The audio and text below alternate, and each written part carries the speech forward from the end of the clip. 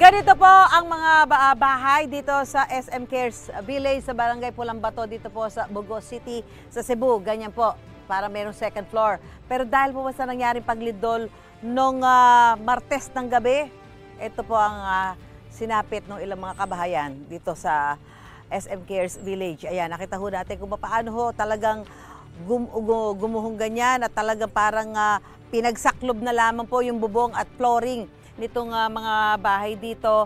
At dahil lang para magkaroon ho na matinding takot yung mga residenteng nakatira dito. Ngayon actually parang wala hong nakatira ngayon dito. Nag-alisan ho yung mga residente dito. Dala na rin ho na matinding takot dahil sa sunod-sunod na aftershocks. At syempre dahil sa nakita ho nilang pinsalang ganito, ay talaga hong hindi natin maiiwasan na hanggang ngayon ay magkaroon sila ng trauma. Si Ginoong Benji Crisostomo ay taga rito po kayo sa village na ito. Ano po ang nangyari nung parang ganito ho ang inabot nitong bahay na to, mga bahay na to? Kasi malakas yung lindol, ma'am. Tapos ako kumuha ako ng sipos ko sa eskina Pulambato. Wala pang alas 10. Wala pa alas 10, opo. Pagkuha ko, kilo-kilo ko doon sa amin. Opo. Tapos pagtapos ng kilo-kilo, isinog ko sa rep. Mamaya naglingkod ako sa motor ko. May sumabog sa ilalim. May parang pumutok. Sa ilalim. Tapos pagtingin ko sa ibang unit, gumano na. Bumagsak na. Oh, ito tinitingnan ko nga. Sabi niyo po dito ba may mga nasawi ho dito? May nasawi. Yung pamilya din ba? Pamilya, yung ina, dalawang anak niya, babae.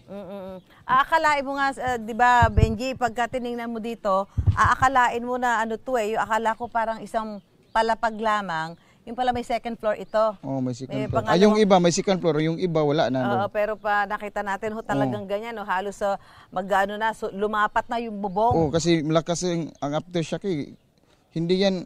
Sige, so parang yumuyo, pag nag-aftershock. Malakas yung aftershock, bumababa siya ng bumababang ganon. So, yung mga nakatira ngayon dito ay nandyan muna sa labasan, Benji? Nasa labas, nasa court. Ang yung iba, kagabi, dalawa na kaming gabi, doon kami sa Barangay Kayang, sa highway na, natutulog. Paano yung mga dito? Dito ba may nasawi na buntis daw? Doon, sa first. Doon? Doon. Sa una?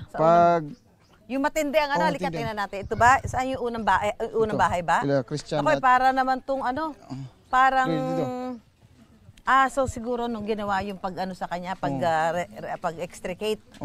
Dito sa bahay na to? Ilang Imay at saka ni Christian. Kilala mo yun? Pagsabi niyang, barkada ko, punta ka, collapse ang yung all around street. Ha? Yung mga tao nandun na sa labas sa court. Kaya pumunta ko. Kaya ganyan. May nagsabi pa yan yung si Imay nga tabang. Yung iba dito, yung babae yan, tabang. Wala tayong magawa, hindi ko kaya, walang equipment. Pero naririnig niyo yung naririnig talaga, tulong. So kaya ganito to dahil nung kailangan alisin yung mga yun naipit dito niya. Siya eh. Buntis nasaan yung asawa niya? Doon din, naka-hilira din. Magkano? Oo. So ito ho yung pinsala na idinulot ho nitong lindol dito ho sa SM Cares Village, dito ho sa Barangay Pulambato. At kanina pagpasok namin, nandoon sila sa may bukana, doon na lang muna sila tumitigil. Ikaw, kumusta yung bahay mo? Okay naman. Nandun yung bahay ko, pero dalawa na kaming gabi doon sa bukid, lagi doon sa karsada. May pinsala ba yung bahay mo? Bitak.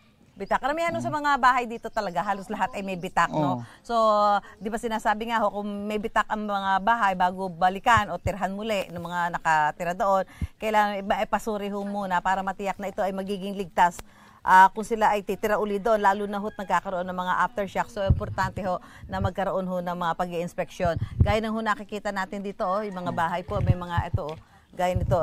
Benji, thank you, Benji, ha? Salamat. Gaya ng nakikita natin dito, mga ganyan. So, siguro kailangan yung ng mga eksperto dyan, yung mga engineer o mga building official para makapagsabi kung ito ho ay magiging ligtas pantirhan, may mga kailangan bang ayusin para matiyak ang kaligtasan ng mga titira muli at babalik dito sa kanilang mga tahanan na napinsala po nitong napakalakas na lindol nitong gabi ng September 30. So sa ngayon ay wala pa hong katiyakan kung kailan makakabalik yung mga nakatira dito sa SM Cares Village, lalo pa at nagkakaroon pa ho ng sunod-sunod na aftershock dito sa iba't ibang bahagi ng lalawigan ng Cebu. Back to studio po muna tayo. Gusto mo bang mauna sa mga balita? Mag-subscribe na sa GMA Integrated News sa YouTube at tumutok sa unang balita.